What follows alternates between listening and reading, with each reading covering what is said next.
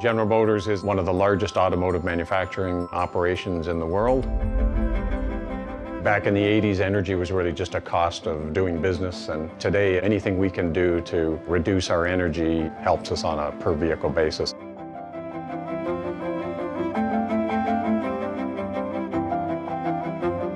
Instituting an energy-conscious culture is very important.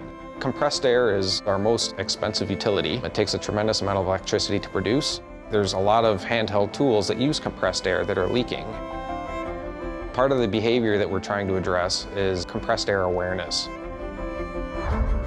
I think innovation is a key aspect of the type of person you bring on board. They need to be resourceful, they need to be out looking at our process and finding opportunities.